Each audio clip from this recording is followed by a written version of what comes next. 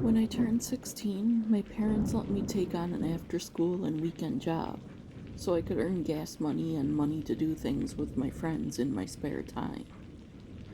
Just like many of my friends at that time, and hundreds of thousands of teens every year, I began a little babysitting side hustle. My first client, so to speak, was our neighbor lady, who had become friends with my mom. She was so nice and had the cutest kid. Kayla was 3, and she was the most well-behaved kid on the planet, I swear. My mom sometimes watched her when Janice had to be in court longer than suspected, or when she was unexpectedly called into court. She was an assistant district attorney, so her life was rather busy. She had just moved in about 6 months prior, but made an impression on us right away. So it wasn't even a question of whether I'd babysit or not. I instantly accepted. Janice wanted to finally go away with her boyfriend on a day trip to the lighthouse she was always talking about.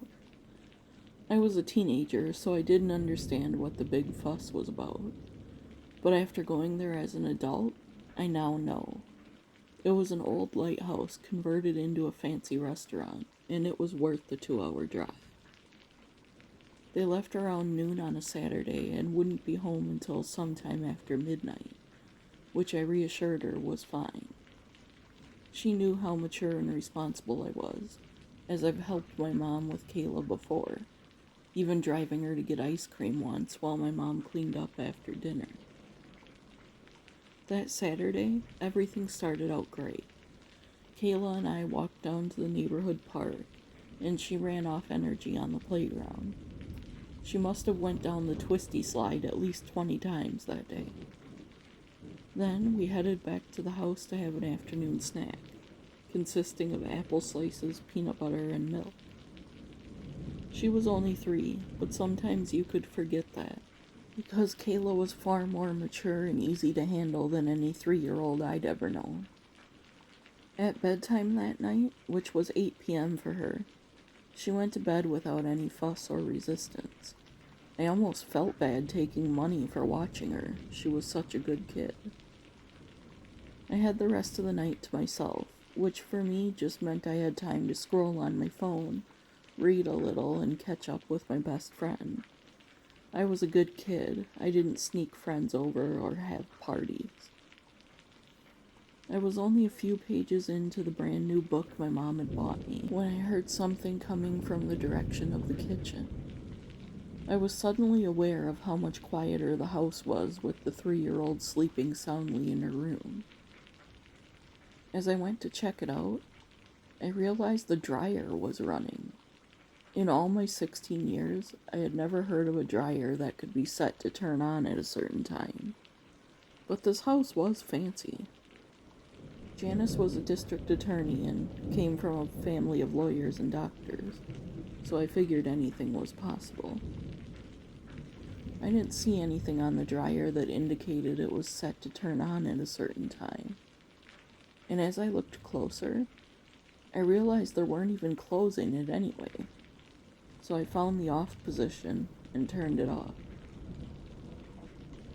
Okay, clearly that thing needs some work, I said, heading back to my book.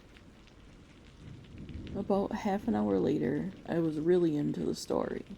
Of course, now I can't remember what book it was, but I remember being really into the plot, because I was scared out of my mind when a door slammed somewhere.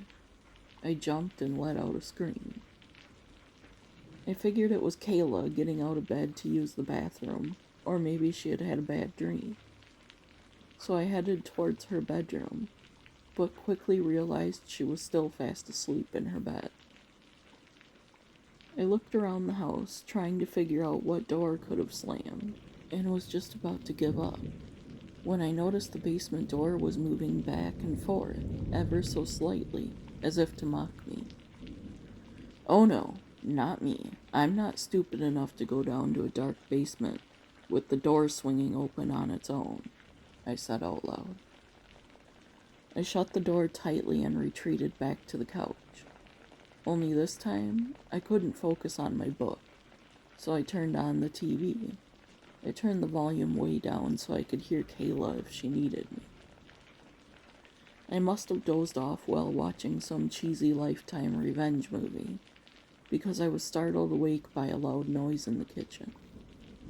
I reluctantly made my way in there to check it out, and I almost passed out when I realized 3 of the kitchen cabinets and 4 drawers were all wide open.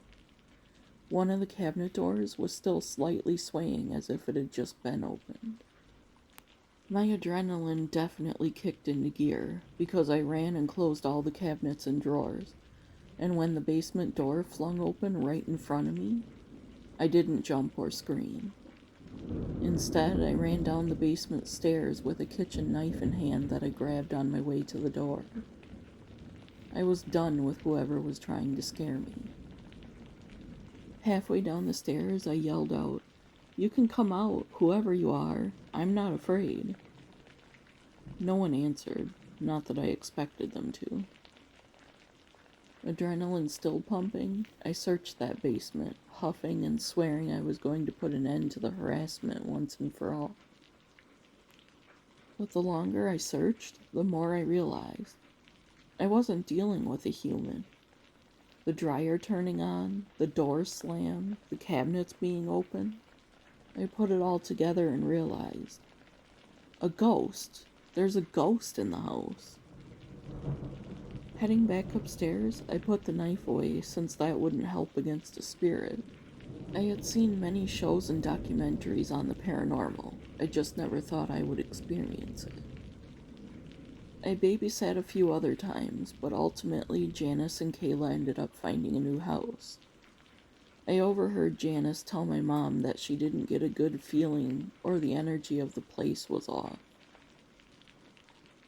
Thank you for sharing your story with us. In those cases with a 16-year-old alone with a 3-year-old, I'm glad it was a ghost. This story could have ended very differently. If you have a paranormal story to share, email it to the address in the description below. Please like the video and subscribe if you haven't. It really helps the channel. And with that, I'll see you soon, friends.